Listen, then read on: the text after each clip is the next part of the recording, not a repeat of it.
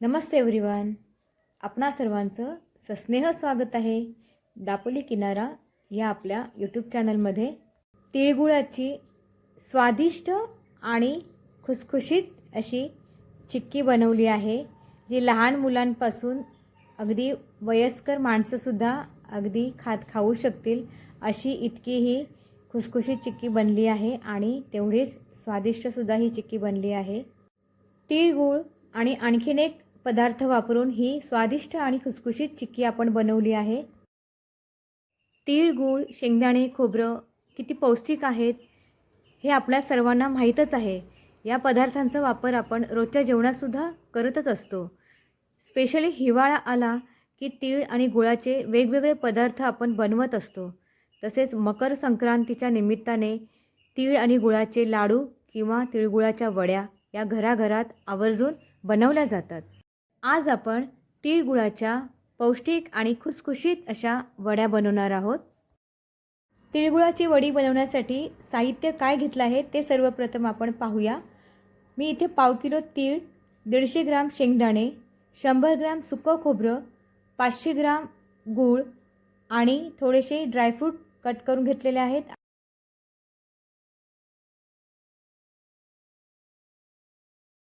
आता आपण रेसिपी बनवायला सुरुवात करूया. गॅसची फ्लेम ऑन करूया. गॅसवर एक भांडं ठेवलेलं आहे. त्यामध्ये आता हे तीळ घेऊया आणि मंद आचेवर तीळ खरपूस भाजून घेऊया. तीळ भाजून झालेले आहेत. आता ते आपण काढून घेऊया.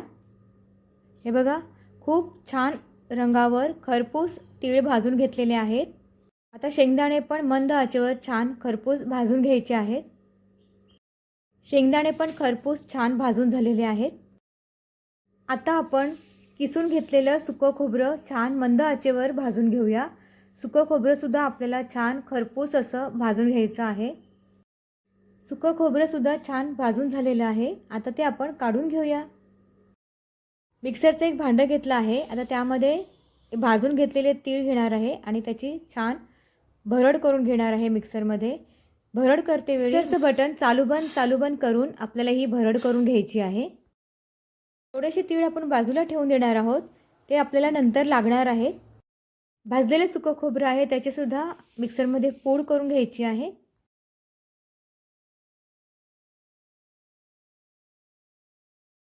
आणि भाजलेल्या शेंगदाण्याची सुद्धा मिक्सरमध्ये छान जाडसर अशी भरड करून घेणार आहोत आपण. तीळ, शेंगदाणे, सुकं खोबरं याची छान जाडसर अशी पूड करून झालेली आहे. आता आपण गुळाचा पाक बनवणार आहोत. त्याआधी एका थाळीला तेल किंवा तूप लावून थाळी ग्रीस करून ठेवायची. आता गॅसवर एक भांडं ठेवलं आहे. त्यामध्ये आपण हा गूळ घालून घेऊया. आता आपल्याला गुळाचा छान पाक करून घ्यायचा आहे. 1 तारी किंवा 2 तारी असं काही करायचं नाही आहे. फक्त गूळ आपल्याला वितळवून घ्यायचा आहे. गूळ सतत ढवळत राहायचं आहे. आता यामध्ये आपण 2 चमचे फक्त पाणी घालणार आहोत आणि गूळ छान वितळवून घेणार आहोत. गूळ वितळवताना सतत आपल्याला हा गूळ ढवळत राहायचा आहे आणि मंद आचेवरच हा गूळ आपल्याला वितळवून घ्यायचा आहे. रेसिपीचा व्हिडिओ पूर्ण पहा आणि तुम्हाला जर ही माझी रेसिपी आवडली तर रेसिपीला नक्की लाईक करा आणि ही रेसिपी तुमच्या मित्र आणि परिवारामध्ये शेअर करा. आणि चॅनलला अजून सबस्क्राईब केलं नसेल तर कृपया चॅनलला सबस्क्राईब करा. विनम्र विनंती. अजून काही गुळाचे खडे आहेत ते आपल्याला सगळे वितळवून घ्यायचे आहेत आणि पाक छान शिजवून घ्यायचा आहे. गुळाचे खडे वितळल्यावर अगदी 5 मिनिटात हा पाक आपला बनून तयार झालेला आहे. आता त्यामध्ये आपण तिळाची जी भरड आपण करून घेतलेली आहे ते घालून घेऊया. शेंगदाण्याची भरड केलेली आहे ती घालूया. आता सुकं खोबऱ्याची पूड घालूया. आपण थोडे तीळ बाजूला ठेवले होते त्यातले थोडे तीळ यामध्ये घालूया आणि हे सगळं छान एकजीव मिक्स करूया. आता गॅसची फ्लेम बंद करायची आणि हे सगळं मिश्रण छान एकजीव मिक्स करून घ्यायचं. पाकामध्ये मिश्रण खूप छान मिक्स करून झालेलं आहे.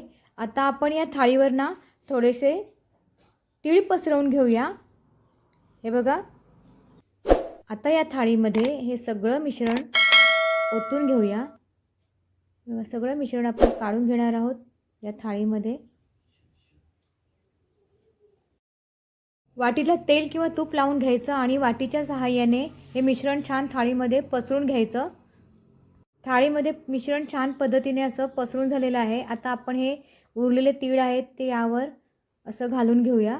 बदाम आणि काजूचे काप आपण घेतले होते ते सुद्धा या मिश्रणाच्या वर आपण घालून घेऊया. मिश्रणावर हलकासा दाब देऊन ही वाटी पुन्हा फिरवून घेऊया, म्हणजे बदाम काजूचे काप छान या मिश्रणामध्ये बसतील.